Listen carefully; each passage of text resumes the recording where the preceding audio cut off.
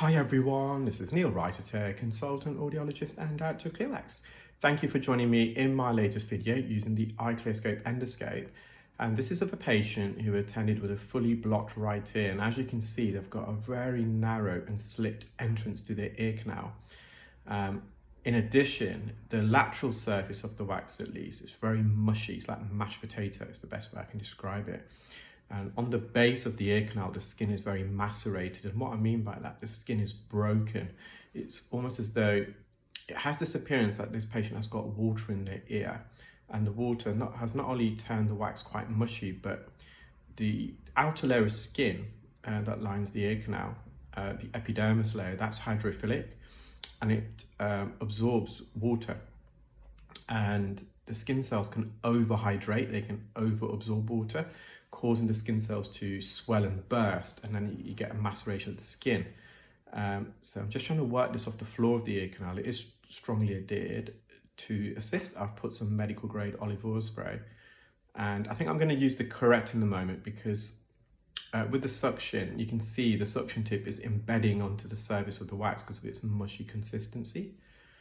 And because the entrance is quite narrow, I'm having to use the endoscope to really dilate open the ear canal, which means the tip of the endoscope is quite close to this lateral wax, hence why it's kind of quite close. So can't avoid that. Some people always say, why are you so close? Well, you can blame the patient as opposed to me. And in addition, when you're removing wax, we want to be precise. I want to be close to the wax. I don't want to do it from a distance. But there's some videos that I see, because a lot of people post online now, quite a few, and I can see that they struggle to fully insert the endoscope. So when they're going close to the eardrum, the suction tip is so far away from the endoscope that you're lacking well, good view, and first and secondly, depth perception. So the closer you get the endoscope to the wax, of course we don't want to be too close, but it's going to enable the clinician to have a better view, visualization, magnification, but importantly depth perception. That's crucial. So I will be using the correct. I might have just used it a minute ago. I was busy talking, so my eyes are off camera. But you can see the skin, it's very stretchy and elastic. I hate this. This is the consistency I detest the most to remove. I've got another video coming up. I'll try and upload it today. It's kind of like chewing gum. Now, this is more like mashed potatoes. So it's a chewing gum consistency and this mashed potato consistency that I don't really like. It's slightly chewing gummy consistency here because when you're pulling the wax, it's stretching. So I'm going to stretch open the ear. It's a very narrow entrance. So I'm just gliding the correct across the anterior canal wall. So this is the patient's right ear. So the front part of the ear canal on the right hand side, that's the anterior canal wall, and the back part is the posterior canal, and it's vice versa for the left ear. So I got the correct, lifted it off the anterior canal wall, and then I just went around the wax to the back part of the ear canal. And as I'm bringing this wax out, I have to ensure the correct is in the right angulation, because the ear canal is not a straight tube, it's curved, especially this patient's ear is quite bendy. Otherwise, if I just go in with the correct and bring it out in a straight line, I'm going to bump into the canal. So I'm going to use the correct again. I'm just going for this midsection at the moment, just to clear the view. And I'm just rolling it out. If I apply too much pressure with this, it's fortunate enough, it's firm enough where it's not spreading against the ear canal floor. It is coming away. But sometimes with this consistency, as you use the correct, it's spreading the wax. Almost like, I said it in yesterday's video, the day before, like butter or jam on a piece of toast. So now I'm going a bit deeper, and I managed to get over the top of the wax. And again, I'm using this flicking motion. I'm not trying to come out in one movement. I'm kind of lifting, flicking, as to avoid it spreading against the floor of the ear canal.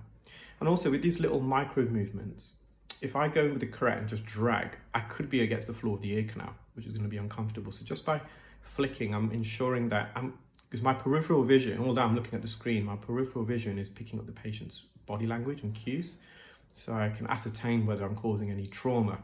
So just by flicking, if I am causing trauma, I'm not going to be there for a long time. I can come away, reevaluate, and readjust the angle of the curette. So some of the wax did spread, so I just went back in with the microsuction tip, and again, just lifting it off the floor. The back part in particular is very, very adhesive. So I've just put just a bit of oil, not too much at this stage, just to soften this outer lateral part and to coagulate. So it's a bit blurry, so just gonna be careful with the oil, because with the endoscope, of course, the tip is in the ear, hence the name. And when you're suctioning oil, it can blur the lens. With the wax scope, you're not going to really get that same effect because the magnifying lens is external. You will get some blurring, but not to the same degree. So, again, just going to the floor. This is where you typically get your skin adhesions, at the floor and posteriorly. You can also get some anteriorly as well. But it's beginning to separate now. So I'm just going around the edges. See the left-hand side, you can see that thick layer of skin.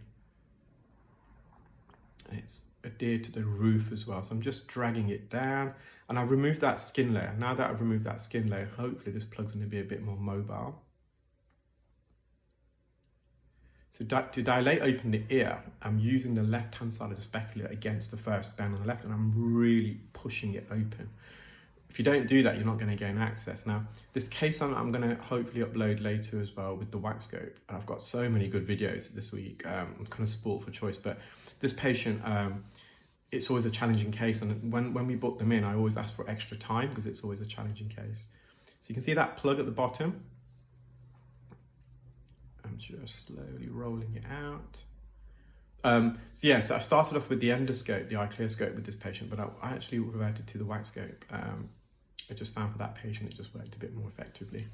So it's just got trapped at the entrance. Just going to use the correct again, go over the top, in and behind. I'm going to just leverage it out.